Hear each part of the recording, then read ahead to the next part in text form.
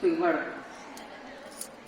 ಯಾಕಂದರೆ ನಾನು ಸುಮಾರು ನನ್ನ ವೃತ್ತಿ ಜೀವನದಲ್ಲಿ 40 ವರ್ಷ ಶಿಕ್ಷಕಿಯಾಗಿ ನಾನು ಕಾರ್ಯನಿರ್ವಹಿಸಿದ್ದೇನೆ. ಅದರಲ್ಲಿ 35 ವರ್ಷ ನಾನು ಸಂಘಟನೆಯಲ್ಲಿ ತೊಡಗಿಸ್ಕೊಂಡವಳು. ಸಂಘಟನೆ ಅಂದರೆ ರಾಜ್ಯಕ್ಕೆ ಸೀಮಿತ ಆಗಿಲ್ಲ. ನಾನು ರಾಷ್ಟ್ರ ಮಟ್ಟದ ಸರ್ಕಾರಿ ನೌಕರರ ಸಂಘದ ಆಲ್ ಇಂಡಿಯಾ ಎಂಪ್ಲಾಯೀಸ್ ಫೆಡರೇಷನ್ನ ರಾಜ್ಯ ಸಂಚಾಲಕಿಯಾಗಿ, ಮಹಿಳಾ ಸಂಚಾಲಕಿಯಾಗಿ ಕಾರ್ಯನಿರ್ವಹಿಸಿದ್ದೇನೆ. AIPTF ಅಖಿಲ ಕರ್ನಾಟಕ ಶಿಕ್ಷಕರ ರಾಷ್ಟ್ರ ಮಟ್ಟದ ಸಂಘಟನೆಯಲ್ಲಿ ಸಹ ರಾಜ್ಯದ ಮಹಿಳಾ ಸಂಚಾಲಕಿಯಾಗಿ ನಾನು ಕಾರ್ಯನಿರ್ವಹಿಸಿದ್ದೇನೆ. ನೌಕರ ಸಂಘದ ಮಾಜಿ ಕಾರ್ಯದರ್ಶಿ, ಶಿಕ್ಷಕರ ಸಂಘದ ಉಪಾಧ್ಯಕ್ಷೆ, ಶಿಕ್ಷಕಿಯರ ಸಂಘದ ಸಂಸ್ಥಾಪಕ ಅಧ್ಯಕ್ಷೆ, ಹೀಗೆ ಹಲವಾರು ಸಂಘಟನೆಗಳಲ್ಲಿ ನನ್ನನ್ನು ತೊಡಗಿಸ್ಕೊಂಡು ಮಹಿಳೆಯರ ಪರವಾಗಿ ನಾನು ಹೋರಾಟಗಳನ್ನು ಮಾಡ್ಕೊಂಡು ಬಂದವಳು. 1999ರಲ್ಲಿ ಈಗೇನು ಪ್ರಾಥಮಿಕ ಶಾಲಾ ಶಿಕ್ಷಕರ ಸಂಘ ಇದೆ, ಅದರಲ್ಲಿ ಇದ್ದದ್ದು ನಾನು ಒಬ್ಬಳೇ ಮಹಿಳೆ ಆಗಿ ಉಪಾಧ್ಯಕ್ಷರಾಗಿದ್ದು, ಒಬ್ಬಳು ಮಹಿಳೆ. ಅವಾಗಿನ ಮೇರಿ ದೇವಾಚಾರ್ಯ ಇದ್ರು. ಹಾಗೆ ನಮ್ಮ ಶಿಕ್ಷಕರ ಸಂಘದಲ್ಲಿ ಸ್ವಲ್ಪ ಧ್ವನಿ ಎತ್ತಾ ಇದ್ದೆ. ಅಂದರೆ ಸಮಾನತೆ ಮಾತಾಡೋದು, ಹಕ್ಕುಗಳ ಬಗ್ಗೆ ಮಾತಾಡೋದು, ಹೀಗೆಲ್ಲ. ಅದಕ್ಕೆ ಅವ್ರು ಏನು ಮಾಡಿದ್ರು, ತುಳಿಬೇಕಲ್ಲ. ಅವಾಗ ಈ ಥರ ಧ್ವನಿ ಎತ್ತವರು ಎಲ್ಲೂ ಬೇಕಾಗಿಲ್ಲ, ಯಾರಿಗೂ ಬೇಕಾಗಿಲ್ಲ. ಸಮಾನತೆಯ ಮಾತುಗಳನ್ನು, ಹಕ್ಕುಗಳನ್ನು ಮಾತಾಡೋರು ಬೇಕಾಗಿಲ್ಲ. ಸಂಘಟನೆಯಲ್ಲಿ ಎಂಥವ್ರು ಬೇಕಾಗಿದೆ ಇವರಿಗೆ ಅಂದರೆ ಅವ್ರು ಎಲ್ಲಿ ಹೇಳ್ತಾರೆ ಅಲ್ಲಿ ಸೈನ್ ಮಾಡಬೇಕು, ಖಜಾಂಚಿ ಆಗಿದ್ದರೆ, ಇಲ್ಲ ಯಾವ್ದಾದ್ರು ಕಾರ್ಯಕ್ರಮದಲ್ಲಿ ಮಹಿಳೆಯರಿಗೆ ಸ್ಥಾನ ಕೊಟ್ಟು ಈ ಸನ್ಮಾನ ಕಾರ್ಯಕ್ರಮ ಅದು ಇದು ನಡೆದಾಗ ತಟ್ಟೆಗಳನ್ನು ಹಿಡ್ಕೊಂಡು ಆ ರೀತಿ ನಮ್ಮನ್ನೆಲ್ಲ ಬಳಸ್ಕೊಂಡು ಸ್ವಾಭಾವಿಕ. ಅಧಿಕಾರ ಹಂಚಿಕೆ ವಿಷಯ ಬಂದರೆ ಮಾತ್ರ ಸಾಧ್ಯ ಇಲ್ಲ ಅದು ಪಡಿಲಿಕ್ಕೆ. ಹೀಗಿರುವಾಗ ನಮಗೂ ರೋಷಿ ಹೋಗಿ ನಾನು ಹೊರಗಡೆ ಬಂದು 99ರಲ್ಲಿ ಶಿಕ್ಷಕರ ಸಂಘವನ್ನು ಸ್ಥಾಪನೆ ಮಾಡಿದೆ. ಪ್ರಥಮವಾಗಿ ನಾನು ಬಹಳ ಹೆಮ್ಮೆಯಿಂದ ಹೇಳ್ತೇನೆ, ಇವತ್ತು ಅಖಿಲ ಕರ್ನಾಟಕ ಮಹಿಳಾ ನೌಕರರ ಸಂಘ ಬಾಗಲಕೋಟೆಯಿಂದ ಉದ್ಘಾಟನೆ ಆಯಿತು. ನಮ್ಮ ಪ್ರಾಥಮಿಕ ಶಾಲಾ ಶಿಕ್ಷಕಿಯರ ಸಂಘ ಸಹ ಪ್ರಥಮವಾಗಿ ಬಾಗಲಕೋಟೆಯಿಂದಲೇ ಉದ್ಘಾಟನೆಗೊಂಡಿತು. ಇದು ಶರಣರ ನಾಡು. ಒಂದು ಛಲ ಇದೆ, ಹುಮ್ಮಸ್ಸಿದೆ, ಗುರಿ ಇದೆ ಎಲ್ಲರಿಗೆ. ಹೀಗಾಗಿ ಈ ಸಂಘಟನೆ ಮುಂದೆ, ಅಖಿಲ ಕರ್ನಾಟಕ ಸಂಘಟನೆ ತುಂಬ ಎತ್ತರಕ್ಕೆ ಬೆಳೀತದೆ. ಈ ಅಖಿಲ ಕರ್ನಾಟಕ ನೌಕರ ಸಂಘದಲ್ಲಿ ಎಲ್ಲರೂ ಮಾತಾಡಿದ್ದಾರೆ, ನಾನು ಅದನ್ನು ರಿಪೀಟ್ ಮಾಡೋದಿಲ್ಲ. ಯಾಕೆ, ಉದ್ದೇಶ ಏನು ಅಂತ ರೋಶಿನಿ ಮೇಡಮ್ ಅವರು ಮಾತಾಡಿದ್ದಾರೆ. ಬಂದಂಥವರೆಲ್ಲ ನಮ್ಮನ್ನು ಮತ್ತೆ ಎತ್ತರ ನಾರೆಸ್ತು ಪೂಜ್ಯಂತೆ ರಮಂತೆ ತತ್ರ ದೇವತ ಅಂತಲೇ ಮತ್ತೆ ಹೇಳ್ತಾರೆ ಅವರು. ನಿಮಗೆ ಬಹಳ ಸಣ್ಣ ಕೊಟ್ಟಿದ್ದೀವಿ, ನೀವಿಲ್ಲ ಅಂದ್ರೆ ನಮ್ಮ ಮನೇಲಿ ಏನೂ ಇಲ್ಲ ಎಲ್ಲ, ಆದರೆ ಅಧಿಕಾರ ಕೊಡ್ರಿ, ಅದು ಮಾತ್ರ ಕೇಳ್ತಾ ಇದ್ದೀವಿ. ಇದೇ ವ್ಯವಸ್ಥೆ. ಈ ವ್ಯವಸ್ಥೆಯನ್ನ ಬದಲಾವಣೆ ಮಾಡೋದು ನಮ್ಮ ಕೈಯಲ್ಲೇ. ಅವ್ರು ಯಾರು ಇವತ್ತು ಅದೇ ಹೇಳ್ತಾರೆ, ನಾವು ಕೇಳದಲ್ಲೇ ಇವತ್ತು ನಾನು ಶಿಕ್ಷಕರ ಸಂಘ ಕಟ್ಟಿ ಅನ್ನಪೂರ್ಣ ಮೇಡಮ್ ಹೇಳ್ತಾ ಇದ್ದೀವಿ, ಇವತ್ತೇನಾದರೂ ಒಂದು ಇತಿಹಾಸ ಬರೆದಿದ್ದೀವಿ ನಾವು. ಪ್ರಾಥಮಿಕ ಶಾಲಾ ಶಿಕ್ಷಕರ ಸಂಘಟನೆಯಲ್ಲಿ ನಮ್ಮದು ಹೋರಾಟನ ಸರ್ಕಾರ ಮುಂದೆ ಬಹಳ ಸ್ಟ್ರಾಂಗ್ ಆಗಿ ನಾವು ಮಾಡಿದ ಮೇಲೆ, ನಾವು ಪ್ರತ್ಯೇಕ ಸಂಘಟನೆನೇ ಬೇಕು, ನಮಗೆ ಮಾನ್ಯತೆ ಬೇಕು, ನಮಗೆ ಪುರುಷರ ಸಂಘಟನೆ ಜೊತೆ ಫೈಟ್ ಮಾಡೋಕ್ಕಾಗದೇ ಇಲ್ಲ ಅಂದಾಗ ಸರ್ಕಾರ ಮಣಿಲೇಬೇಕಾಯಿತು. ಆದರೆ ಇದೇ ನೌಕರ ಸಂಘದ ಅಧ್ಯಕ್ಷರು ಅವರು ಸಿಪ್ಪೇಗೌಡರು ಅಂತಿದ್ರು. ಅವರು ಬಹಳ ಬಲವಾಗಿ ನಮ್ಮನ್ನು ವಿರೋಧ ಮಾಡಿದರು. ಆಗ ಇದ್ದಿದ್ದು ರಾಜ್ಯದಲ್ಲಿ 2 ಸಂಘಟನೆ, ಒಂದು ಪ್ರಾಥಮಿಕ ಶಾಲಾ ಶಿಕ್ಷಕರ ಸಂಘ ಮತ್ತು ರಾಜ್ಯ ಸರ್ಕಾರಿ ನೌಕರ ಸಂಘ. ಇವತ್ತು ಮಹಿಳೆಯರನ್ನು ಬೆಳಿಲಿಕ್ಕೆ ಬಿಟ್ಟರೆ ಇದು ನಮ್ಮ ಬುಡಕ್ಕೂ ಬರುತ್ತೆ ಅಂತ ಹೇಳಿ ಅವ್ರೇನು ಮಾಡಿದರು, ಇದನ್ನು ಮಾಡೋದಕ್ಕೆ ಬಿಡಬಾರ್ದಂತ ಅವರು ಸರ್ಕಾರದ ಮೇಲೆ ಬಹಳ ಒತ್ತಡ ಪಟ್ಟುಕೊಟ್ರು. 99ರಲ್ಲಿ 25 ವರ್ಷಗಳ ಹಿಂದೆ ಯಾವ ವಾಟ್ಸಪ್ ಇರಲಿಲ್ಲ ರೀ, ಯಾವ ಮೀಡಿಯಾಗಳಿರಲಿಲ್ಲ ರೀ.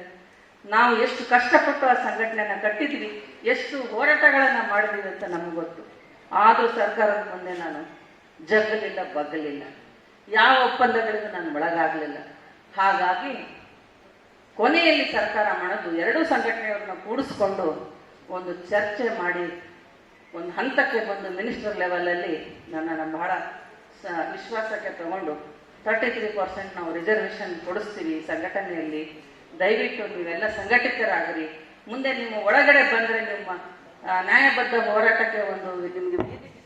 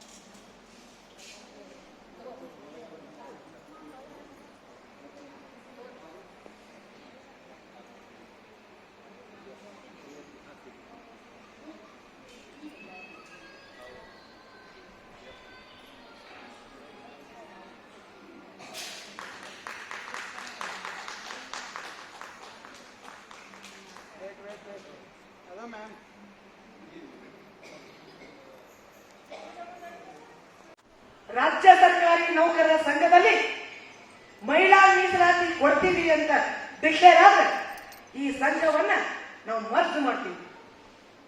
ನಮ್ಮ ಸಂಘ ಬೇಕಾಗಿಲ್ಲ, ನಮ್ಮ ಬೇಡಿಕೆ ಈಡೇರಬೇಕು ಅಷ್ಟೇ. ಬೆನ್ನು ಕಟ್ಟುವರು ಸಭೆಯೊಳಗೆ ಅಣ್ಣ ತಮ್ಮಂದ್ರು ಅಣ್ಣ ಬಿಟ್ಟು ನಾವೆಲ್ಲಿ ಹೋಗುದಿಲ್ಲ. ಯಾವುದೇ ಒಂದು ಸಂಘ, ಸಭೆ, ಸಮಾರಂಭ, ಕಾರ್ಯಕ್ರಮ ಪುರುಷರಿಗೆ ಮಹಿಳೆಯರು, ಮಹಿಳೆಯರಿಗೆ ಪುರುಷರು ಬೇಕು. ಈಗ ಮೇರಿ ದೇವಾಸಿಯ 104 ವರ್ಷದ ಹಿಂದ ಸಂಘವನ್ನ ಕಟ್ಟಿದ್ದು.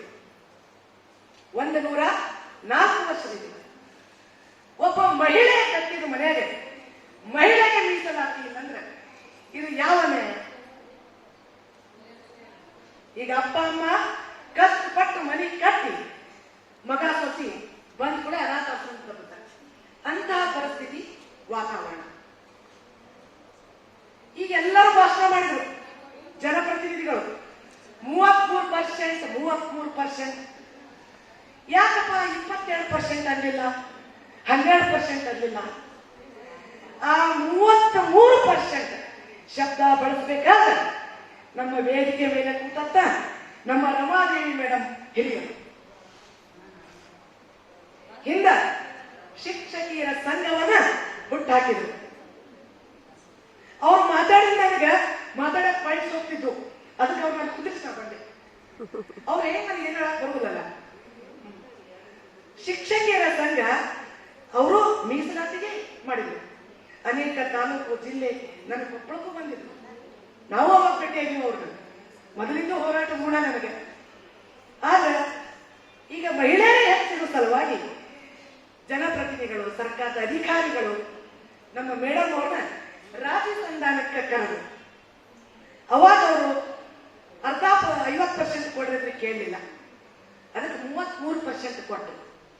33% ಕೊಟ್ಟ ಮೇಲೆ ಶಿಕ್ಷಕಿಯರ ಸಂಘ ಮತ್ತು ಪ್ರಾಥಮಿಕ ಶಾಲಾ ಶಿಕ್ಷಕರ ಸಂಘ ಕೂಡುದು ಮನಸ್ಸಾಗಿ.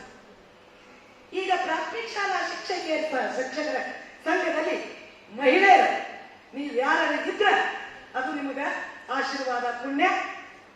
ಶ್ರೀಮತಿ ರಮಾದೇವಿ ಮೇಡಮ್ ಅಲ್ಲಿ ಸಲ್ಸದ ಜೋರಾದ ಚಪ್ಪಾಳೆ. ಅದೇ ರೀತಿ ನಾಳೆ ನಮ್ಮ ಈ ಹೋರಾಟದ ಪ್ರತಿಫಲವಾಗಿ ಮಹಿಳಾ ನೌಕರರ ಸಂಘದಲ್ಲಿ ಮೀಸಲಾತಿ ಸಿಕ್ತಂದ್ರ ಇದು ಮೇರಿ ದೇವಾಸಿ ಅವರ ಕೀರ್ತಿ ಯಾರ ಮುಖಾಂತರ ಹೋಗ್ತದ? ರೋಶನಿ ಮೇಡಮ್ ಅವರ ಮುಖಾಂತರ ಹೋಗ್ತದೆ. ಆ ಕಿರಿಕ ಅವ್ರಿಗೆ ಈಗೆಲ್ಲ ಬಂದಂತ ಎಲ್ಲ ಕೃಷಿಯಾಗಿದೆ ಅನ್ನಿಸ್ತದ. ಆದ್ರೂ ಮಾತಾಡ್ತೀನಿ. ಊಟ ಮಾಡಿ ಬಂದಿವಿ ಮಾತಾಡಬೇಡ. ಈಗ ಬೆಂಗಳೂರಿಂದ ಇಲ್ಲಿ ತನಕ ಬರ್ಬೇಕಾದ್ರೆ ರಜಾ ಹಾಕೊಂಡು ನಮ್ಮ ಮಲ್ಲಿಕಾ ಮೇಡಮ್ ಶಿರಸ್ತೆದಾರ ಅವ್ರ ಗಂಡಗ ಆಕ್ಸಿಡೆಂಟ್ ಆಗಿ ಕೈ ಮುಗಿದು ಊಟ ಮಾಡಕ್ ಬರ್ತದವ್ರಿಗೆ. ಮತ್ತೊಬ್ಬರನ್ನ ಸರ್ವಂಟ್ ಇಟ್ಟು ಊಟ ಮಾಡಿ ಸಕಚ್ಚಿ ಇಲ್ಲಿ ಬಂದಾಗ ಅಂದ್ರ ಸಂಘಟನೆ ಮಹಿಳೆಯರು ಒಂದುಗೂಡಿಸ್ಬೇಕು ಅನ್ನೋದು ಒಳಗೆ. ಒಂದುಗೂಡಿಸ್ಬೇಕಂದ್ರೆ ಹೆಂಗ? ಭಾಷಣ ಕೇಳಿದ್ರಲ್ಲ, ಸದಸ್ಯತ್ವ ತಗೋಬೇಕು, ಸದಸ್ಯತ್ವ ಅಭಿಯಾನ ಆಗ್ಬೇಕು. ಏನೂ ಇಲ್ಲ ಅಂದ್ರೆ HRMS ಒಳಗೆ 200 ರೂಪಾಯಿ ನಮ್ಮೆಲ್ಲರಿಗೂ ನೌಕರರ ಸಂಘಕ್ಕೆ ಕಟ್ಟಾಗ್ತದೆ. ಎಷ್ಟೋ ಮಂದಿ ಗೊತ್ತೇ ಇಲ್ಲ ಇದು. ಅಯ್ಯ ಹೌದೇನ್ರಿ ಅಂತಾರೆ. ಮೊನ್ನೆ ನಮ್ಮ ಕೊಪ್ಪಳದಾಗ ನಾಳೆ 29ಕ್ಕೆ ಸ್ಟ್ರೈಕ್ ಅದ, ಒಟ್ಟೊಟ್ಟಿಗೆ ಆದ ಜೋಡಿ ನಿನ್ನೆ ಮಳ್ಯಾಗ 8 ಮೆಂಬರ್ಶಿಪ್ ಮಾಡಿದೆ. ನನ್ನ ವೆನಿಟಿ ಬ್ಯಾಗ್ ಯಾವತ್ತೂ ರಸೀದಿ ಬುಕ್ಕ ಇಟ್ಟುಬಿಟ್ಟಿರ್ತೀನಿ. ನಾನು ಯಾರು ಸಿಗ್ತಾರ 100 ರೂಪಾಯಿ ಎಲ್ಲೇ ಖರ್ಚು ಮಾಡ್ತೀನಿ, 1 ಲೀಟರ್ ಹಾಲಲ್ಲ. ಈ ರೀತಿ ಯಾಕಂದ್ರೆ ನೀವು ಸದಸ್ಯತ್ವ 100 ರೂಪಾಯಿ ಕೊಟ್ಟು ತಗೊಂಡ್ರೆ ಯಾಕ್ರಿ ಮೇಡಮ್ ಅವ್ರೆ ನನ್ನ ಸಮಸ್ಯೆ ಬಗೆಹರಿಸೋದ ನೀವು? ನಾನು 100 ರೂಪಾಯಿ ಕೊಟ್ಟು ನಿಮ್ಗೆ ಅಂತೀನಿ, ನಿಮ್ಮ ಬಿಡಲ್ಲ ನಾವು ಬೀಳ್ತೀವಿ. ಅವಾಗ ನಿಮ್ಮ ಸಮಸ್ಯೆಗೆ ನಾವು ಜಾಗೃತ ಆಗ್ಬೇಕು. ನಮ್ಮ ಲೆವೆಲ್ದ ಬಗೆಹರಿದಿಲ್ಲ ಅಂದ್ರೆ ನಾವು ರಾಜ್ಯಾಧ್ಯಕ್ಷರು. ಈಗ ನಿನ್ನೆ ನಾನು ಸಾವಿತ್ರಿಬಾಯಿ ಫುಲೆ ಶಿಕ್ಷಕಿಯರ ಸಂಘದ ಕೊಪ್ಪಳ ಜಿಲ್ಲಾ ಅಧ್ಯಕ್ಷರೂ ಇದ್ದೀನಿ. ಕೆಲವೊಂದು ಕಾರಣಾಂತರಗಳಿಂದ ಸ್ವಲ್ಪ ತಟಸ್ಥ ಮಾಡೀನಿ. ಇಲ್ಲಿ ನಮ್ಮ ಕೊಟ್ಟಣ್ಣವ್ರ ಮೇಡಮ್ ಬರಬೇಕಾಗಿತ್ತು, ಬಹಳ ವಿಷಾದ ಅನ್ನಿಸ್ತು. ನಾವು ಯಾವುದೇ ಸಂಘಟನೆ ಮಾಡಲಿ ಎಲ್ಲರೂ ಇರಬೇಕು. ಪ್ರಾಥಮಿಕ, ಪ್ರೌಢ, NPS, SC, ST, ಗ್ರಾಮೀಣ ಸಂಘ, ಕೃಪಾಂಕ ಸಂಘ, ಶಿಕ್ಷಕಿಯರ ಯಾವ ಎಲ್ಲರೂ ಒಗ್ಗೂಡಿಸ್ಕೋಬೇಕು. ಅಂದಾಗ ನಮ್ಮ ಮಹಿಳಾ ಕೋರಂ ಆಗ್ತದೆ, ನಮಗೆ ಸದಸ್ಯತ್ವ ಆಗ್ತದೆ. ಇಲ್ಲಾಂದ್ರೆ ಏನ್ ಅನಿಸ್ತದ, 2 ಜಡಿ ನಡೀಲಿಲ್ಲ ಕಾರ್ಯ ಕೂಡುದಿಲ್ಲ ಅನ್ನೋದು ಸಾಬೀತಾಗ್ತದೆ. ಅದಕ್ಕೆ ಇನ್ನ ನಾವು ಯಾವುದೇ ಜಿಲ್ಲಾದಾಗ ಮುಂದೆ ನಾವು ಕಾರ್ಯಕ್ರಮ ಹಮ್ಮಿಕೋಬೇಕಾದ್ರೆ ನಮ್ಮ ಸನ್ಮಾನ್ಯ ರಾಜ್ಯಾಧ್ಯಕ್ಷರು ಯಾವ ಜಿಲ್ಲಾದಾಗ ಆಗ್ತದೆ ಆ ಜಿಲ್ಲಾದಾಗ ಅವ್ರು ಮಾರ್ಗದರ್ಶನ ಕೊಡ್ಬೇಕು. ಕಾಡಿನೊಳಗ ಎಲ್ಲ ಸಂಘಟನೆಯವರ ಅಧ್ಯಕ್ಷರ ಹೆಸರು ಬರ್ಬೇಕು ಜಿಲ್ಲಾ ಅಂದಾಗ ನಮ್ಮ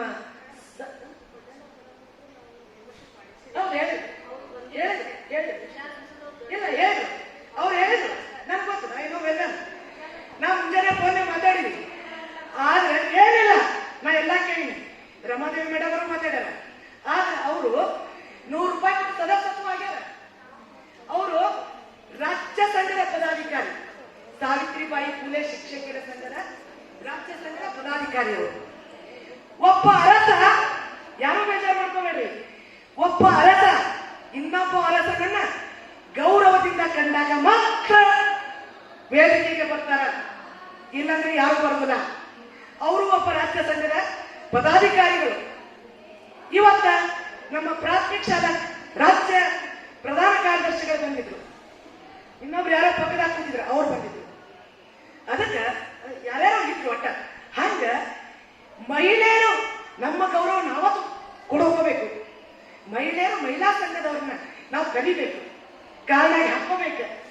ಈಗ ಸಾವಿತ್ರಿಬಾಯಿ ಫುಲೆ ಸಂಘ ಈಗ ಇದು ಪ್ರಶಸ್ತಿ ಕೊಡ್ತಾರ, SC ST ಸಂಘದವ್ರು ಕೊಡ್ತಾರ, ಪ್ರಾಥಮಿಕ ಶಾಲೆಯವರು ಕೊಡ್ತಾರ, ಎಲ್ಲಾ ಸಂಘದವರು ಕೊಡ್ತಾರೆ. ಆದ್ರೆ ವಿಶೇಷವಾಗಿ ಸಾವಿತ್ರಿಬಾಯಿ ಫುಲೆ ಶಿಕ್ಷಕಿಯರ ಸಂಘ ಅಂತ ಹೆಸರಿಡ್ಲಿಕ್ಕೆ ನಮ್ಮ ರಮಾದೇವಿಯರ ಮಾರ್ಗದರ್ಶನದಲ್ಲಿ ಅದು ಆಯ್ತು. ಅಂದ್ರ ಒಬ್ಬ ಮಹಿಳೆಯನ್ನ ಮಹಿಳೆ ಗುರುತಿಸಿದೆವು. ಇವತ್ತ ಮೇರಿ ದೇವಾಸಿಯ ಮಹಿಳೆ ಎಷ್ಟೋ ಮಂದಿಗೆ NGO ನೌಕರರಿಗೆ ಗೊತ್ತಿಲ್ಲ. ಇವತ್ತ ನಮ್ಮ ಮಹಿಳೆಯರೇ ಆ ಮಹಾತಾಯಿಯನ್ನ ಗುರುತಿಸಿ ಒಂದು ಸಂಘಟನೆಯನ್ನ ಕಟ್ಟಿದ್ರು. ಅದಕ್ಕೆ ಈ ರೀತಿ ನಾವು